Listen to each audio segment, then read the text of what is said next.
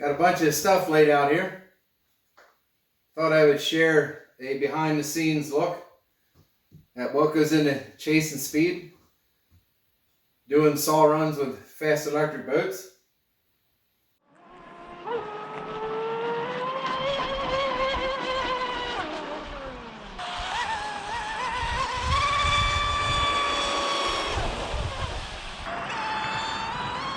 Full trigger.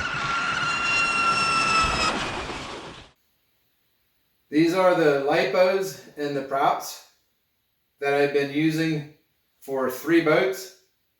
UL19 here, the JAE 33FE in the middle, and the ML Boatworks RSX 380 up here.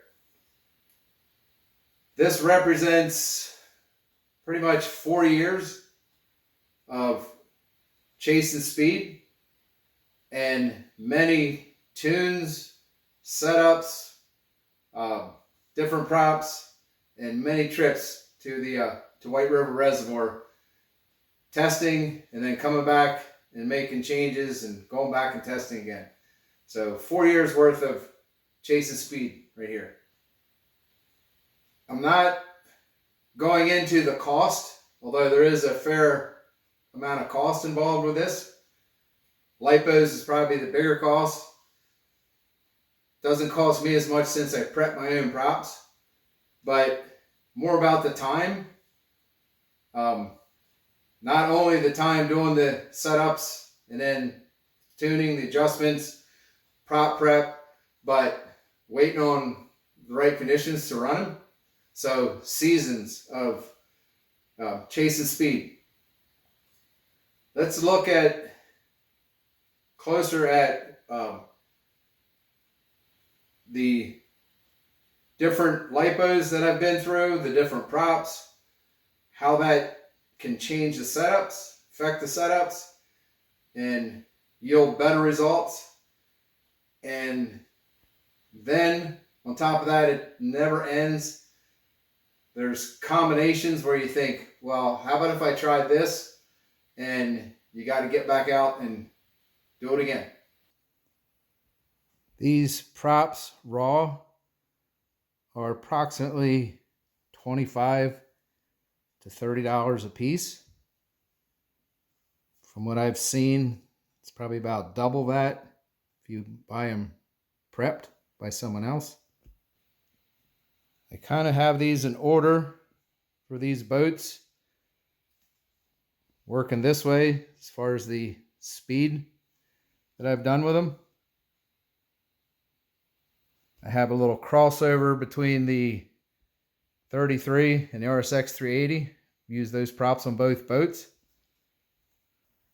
These props over here are the props I've prepped for the 3 different boats for running laps. But after you've had some success, set some personal records with them, they have a greater value to me. Like here's the prop for the UL19 that I set the world record with. Fastest ProBoat UL19 on stock electronics. 1717 ABC prop. Here's the prop that I ran 98 miles an hour. My best run with the 33. Also did 102 mile an hour with that on the RSX 380. Here's another prop that I did 102 mile an hour with on the RSX 380. And then there's the 3-blade. Just popped it on the boat with the existing tune. Did 101 mile an hour. So I got a change to my setup. I want to get back out and run the 3-blade after I find a day where I got some good weather. Right now we got some rainy weather, windy, rainy weather. But yeah, more than just the cost of the props, the time prepping them, the value is in how they perform. Fair amount of props there. Going through the journey of chasing speed. Let's touch on prepping props So this is a magnetic balancer that I just feel for the smaller boat props, it's more sensitive, more accurate than the ones that have the wheels and the bearings. Very little resistance for that shaft to turn just riding on the faces of them magnets. And I've already done a how to prop prepping video, so just tools I've accumulated to prep props. And then I didn't know what to call this prop support device. Very handy thing to make for prepping props. Got your GPS units. I have the GNSS performance analyzer, and on some runs I back it up with the Garmin. So just more stuff, more costs involved with going fast and recording your speeds. And then probably without a doubt, the single biggest cost of going fast is the lipos. I have a longer history of lipos with the UL19 because I was chasing speed with that. That was my first boat that I started doing saw runs with. And so you learn, like starting out with the Amazon purchase, U&Me lipos. It's got me out there running. Then moving on to the Revo Electrics, better quality lipo, 70C discharge. They did pretty good. I hit 74.7 miles an hour with these lipos. Then I tried the max amps and then settled on the SMC lipos. And didn't have to go through as much history with purchasing lipos with these other two after my experience with the UL19. No doubt about the results of running good quality spec lipos that have true discharge ratings. I've ran these lipos also in the 33 with a series harness. So 6S. These are 6S lipos with a single lead. And here's what I found out. Tip for you. I was buying these lipos with the thought of running them in both boats. And there came a point where I couldn't get the max performance out of each boat. What I ended up doing was I bought the biggest lipos as far as milliamp hours that would fit in the UL19. And then did the same for the 33. This pair will not fit in the 33. But this has a higher milliamp hour rating than these, which I was also running a 33. So there came a point, and that's right here. These are specialized batteries. So you're talking about physical size, dimensions, as far as fitting in the boat, and then your ratings, your performance ratings. So these are the batteries that I've settled on for all three boats where I'm getting the best performance. Some more history on the lipos. I think I did the maiden run with the 33 with these, hooked up with a series harness, and made some pretty good runs with the Revo Electrics. And then I found out that this single 6S 100C discharge Spectrum lipo weighed less than running a pair of these. Then I also ran both of these fit in the 33, and they ran better than the Spectrum at 100C rating. Didn't show up for me in performance like this did. So yeah, then eventually when I purchased specific lipos for the 33, as far as fitting in the boat and then true spec ratings, how it performed. That's kind of the history of the lipos for the 33. These are the lipos I started out with for the RSX 380. Pretty good lipos, but again, 100C discharge rating, max burst, 50C with 100C discharge rating. Yeah, it's just a spec. I also tried these Amazon purchased HRB lipos that I run in my X-Max, 100C discharge, about the same. And then I got these.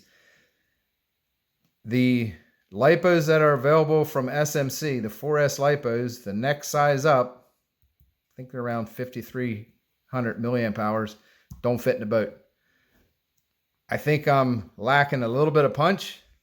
If you talk about your max watts that these can put out, I think the same rating lipo in a 5,300 milliamp hour would be capable of putting out more horsepower. But that's where I am with the lipos on the RSX 380. Something else I learned about changing lipos in a boat, on a given setup, you add more power. So in other words, I had the Reeve Electrics in the boat and I was running this 1716 prop, had it tuned for that. Going to the Max Amps lipos, changed the setup completely with more power. The boat was too loose. So I think what's going on there is, for this lower output of these lipos, I had the boat loosened up more, and that would stay on the water. Throw more power to the same setup, and I had to put the negative angle into my prop shaft. I was running, I think it was level, maybe just a little bit, half a degree of positive. So with these lipos, that was right on that ragged edge of going fast and staying down. Put these ones in here with this prop. That's when I did the backflip first time I ran it. So changing lipos can change your setup. All in all, as far as lipos go, you can go pretty fast with most lipos. I've had some good runs with the, just because of the weight, like with the Spectrum lipo. Had 81.7 mile an hour run on the RSX 380 was my PR for a while with the OptiPower. And many years I was using these Reeve Electrics. So lipos are definitely part of it, but has to be paired up with a good setup. And the setup will change when you get better lipos. But without a doubt, ultimately, when you get the setup right, matched up to the power, there is no substitute for having good lipos that makes the most power to go fast. With that being said, let's talk about props. The diameter and pitch of the prop kind of has to match up to the power you can put out with your lipos. I don't think I could have ever had any success with this 1717 prop versus a 1716 on a UL19 if I didn't have the power to push that 17 pitch, 1.7 pitch. Then rake angle becomes a fine-tune aspect of the prop. The idea being that a higher rake angle is a tighter thrust cone, and it's a fine-tuning of what's going on in the back of the boat. So here is a prop on, like, let's just talk about the RSX 380. Did 102 miles an hour. It's a 19-degree rake angle. This one, it's a 22-degree rake angle, 102 miles an hour. that's going to change your tune. Like both of these props, the RSX 380 with the TP power motor I have in there, with the 1650 kV running on 8S, both of these ran 102 miles an hour. But this prop is looser. 22-degree rake. Not as much lift in the back of the boat. Early on in the chase for speed, I leaned towards bigger props, so bigger diameter props. And I found that my setups did not have the power to turn these. This one kind of surprises me. It's a area that I'm not real familiar with. It's a prop I wouldn't have even tried, except for Big B from Ironclad RC. There's potential here that I haven't quite figured out yet. It's only a 1.8 diameter, but it's 3 blades, so you got a lot more surface, so less slip. It's 23-degree rake angle, so I was worried about that coming off the water, but I was already running this 22-degree rake at 102 miles an hour. So that worked out as far as I didn't have to change my prop shaft angle. But what I'm not understanding is the balance between a 20 pitch versus a 17 pitch. 1 mile an hour difference. Now what I think I have to do with this one is I have to loosen the boat up more because I got more blade. It's taking more power than this one. It should run slightly looser, 22 versus a 23-degree rake angle, but it's only a 17-degree pitch. So what is the balance between the 20 pitch versus 17? I thought, and I went that way, I leaned that direction, more pitch. Go a little, don't go bigger on the diameter because you don't have power to turn it, but go more pitch so you can get more speed for a given RPM. But we got some more testing to do with this one. So that's a bit of a look at prepping props, the tools to do it. You need to be able to check your speed, lipos and props. A little bit of history of my chase for speed. And I could go on and on at length as far as the little tweaks, like why do you run, let's say, the RSX 380, where I think I had 94 miles an hour on the 33 and 93 miles an hour on the RSX 380. Along with these lipos, then I changed the motor, put that TP power 1650 kV in an 8S setup, which is really stressing the system. You could only run that doing saw runs. It's not something you turn ovals with.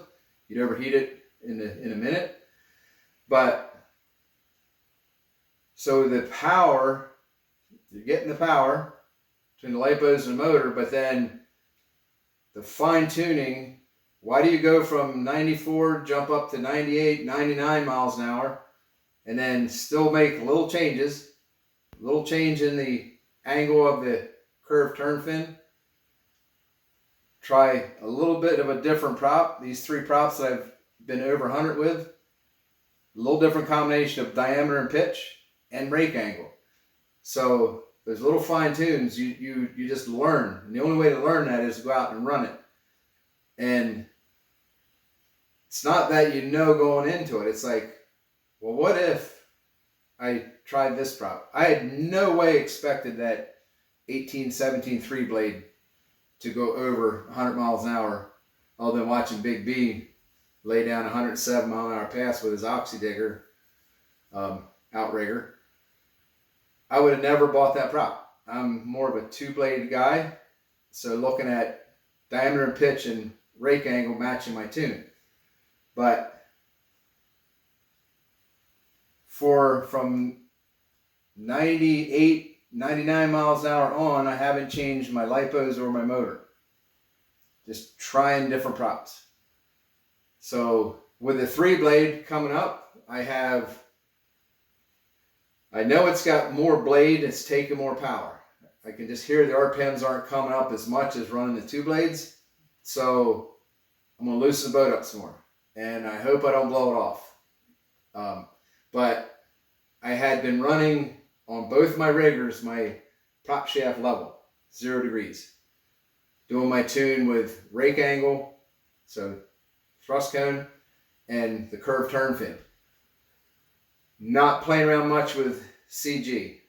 That's another really fine tune. Doesn't change it much, at least it hasn't for me. But then the question comes, if I change that prop shaft angle to positive to free the boat up, loosen the boat up a little more so it can push that 18-17 3-blade, am I going to get the same result? More speed with the 1820, 22 degree rake? So you don't know until you run it. How about, so I've kind of got away from this on the RSX 380, the 1921. I bumped up from an 1820 to a 1921 on the RSX 380. Stressing the electronics some more. That's a whole lot more diameter and pitch than an 18-17 3-blade. So, loosen it up. Do I got to go out and make runs with this prop, this prop, and this prop? And which one of them 3 with that tune is going to be the fastest? That's the game. You don't know until you try it. You got an idea what you're doing, the next thing you're doing to improve your tune. And the whole time, incremental changes so you just don't blow the boat off, lose the boat, crash the boat, and or lose it, sink it.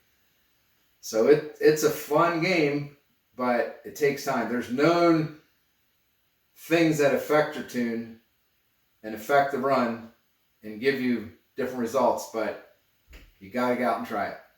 So I have that set up on the RSX 380, and I got a couple more changes for the UL19.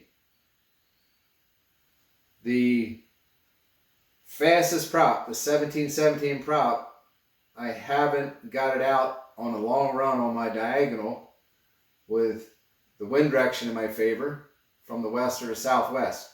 I've had to run across when I had wind direction wasn't as favorable. A longer run, I'm going to get more out of this prop.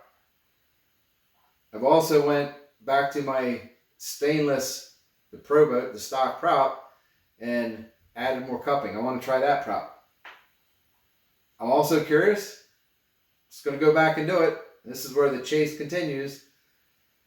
Since I did my test on the video where I compared these 3 props, the stock stainless, the Das Boater prop, ABC 1716, and the ABC 1716 that I prepped, I've learned more. And I've gotten more speed. I've got better lipos. I have a different tune on the boat. How's this Das Boater prop going to do? Gotta go out and try it, right? So that's the chase. And then you land on the golden combination where you get a new PR. And all of that takes time, money, which I said I didn't want to talk about. There's just no getting around. There's a cost to this. But the bigger thing is the time. Many, many changes to the tune, waiting on the weather. Calendar-wise, it takes time. Trips down there to run it, and then making the right adjustment after that. That's the game. So, a little bit of a look into what goes into it. I'm sure there's other guys that have a lot more they're putting into it, but this is what I've put into the chase for speed.